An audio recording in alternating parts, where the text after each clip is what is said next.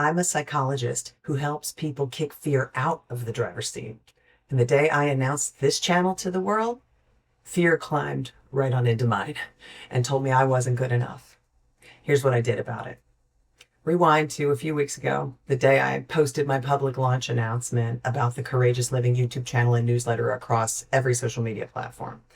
Within minutes, my mind fixated obsessively on a small detail gone wrong on one of the platforms, something that didn't show up quite the way that I wanted it to. Nothing big, but boy, I was obsessing over it. I felt unreasonably upset by it. I couldn't seem to let it go. And I could feel this little tornado just spiraling and getting stronger inside of me. My emotions, I was confused. I felt upset. I felt like a ton of irritability and like I might have started crying. And then what Brene Brown calls the vulnerability hangover crept in.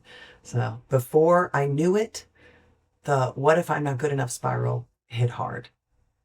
And perhaps you've experienced this before where something that on a good day would be minor for you really grabs you. I mean, you know you are hooked and you're just so upset by it. And some wiser part of you is saying, what's going on here? It can't just be about this.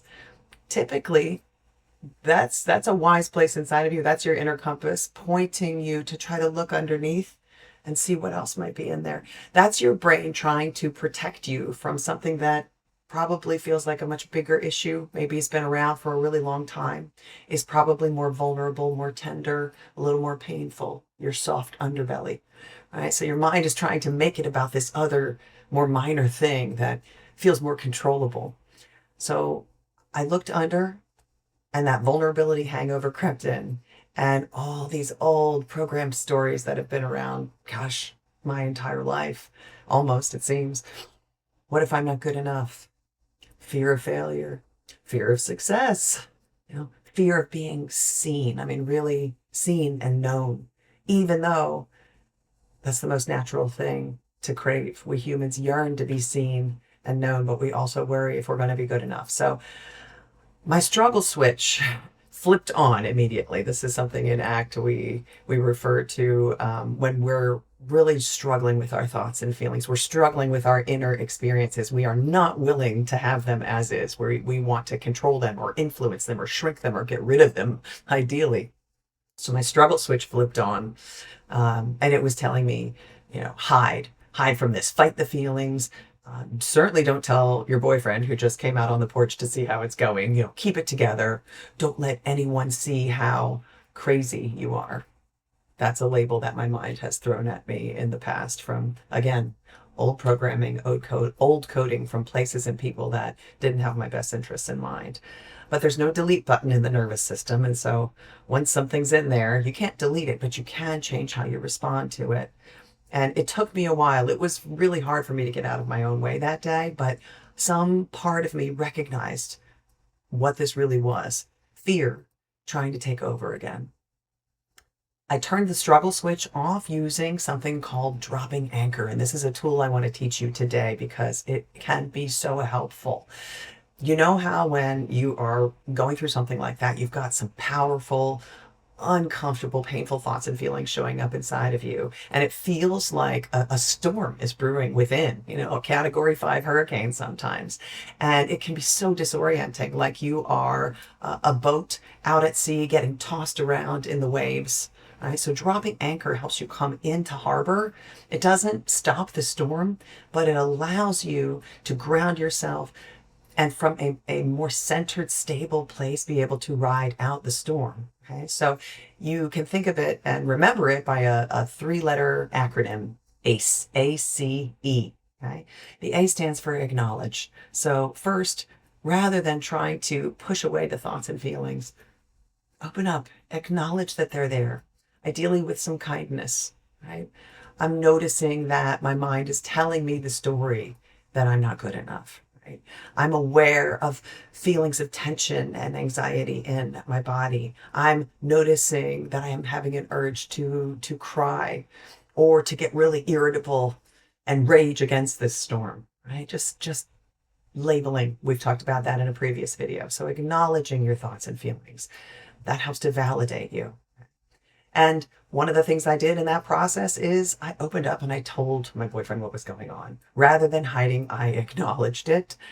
And, I reminded myself that vulnerability, shared vulnerability like that, is really the bridge. It's the way to connect with others. And I basically showed up in line with my belief and value in authenticity, and that being vulnerable and struggling is human, and it's really okay. It was okay to feel that way. Sometimes I like to say to myself, what if it could be okay to have this feeling right now? Right? So acknowledge your thoughts and feelings. That's the A step. The C step is connect with your body. Connect with your body, ideally using the five senses, because they only exist in the present moment. It was all the mental horror stories that were going off, worst case scenario movie theater in my head, trying to pull me into times in the past where I was afraid of failure or felt like I had failed. It was trying to pull me into an imagined future where everything blew up in my face and I wasn't good enough and I got rejected and all these sorts of things, right? So grounding yourself in the present moment, where most of the time all is well, can help so much. And I did that by taking some deep breaths, by asking if we could go for a walk, which we did, by on that walk, noticing the feeling of my legs moving, noticing the wind blowing through the trees, stopping at a pond and listening to the water trickling in the fountain, right? So acknowledge the thoughts and feelings, connect with your body to help yourself get a little more out of your mind and into the present moment where everything is safe. And then the E step is engage, re-engage. Once I got back, I re-engaged from a place that was more grounded, more intentional, more values driven, right? So this is what dropping anchor does. It doesn't make the storm disappear. It keeps you from being swept away by it. And in that grounded, safer place, you suffer less, which is quite nice. And you're able to make more intentional, values driven choices about how to respond, right? In my case, I knew I wanted to do this.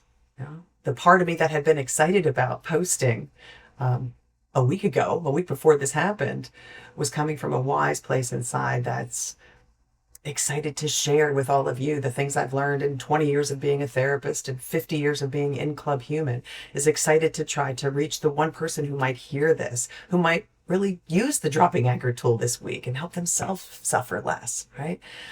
I knew there were goals of mine that required me to post about this. So I re-engaged from a values-driven place. Acknowledge, connect, engage.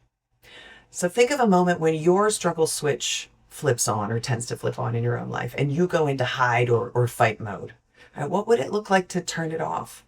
Not by trying to fix the feelings. Feelings don't need to be fixed, right? But by making room for them and then dropping anchor in your body and your senses and re-engaging from your heart and your inner compass. That's the move. ACE, acknowledge, connect, engage. If you want a tool to help you come back to the present moment when anxiety spikes, I have a free guided meditation on my website. I'll throw the link in the description. It's my gift to you for being here, and it's a good place to start. Thanks for listening today. I'll see you next time.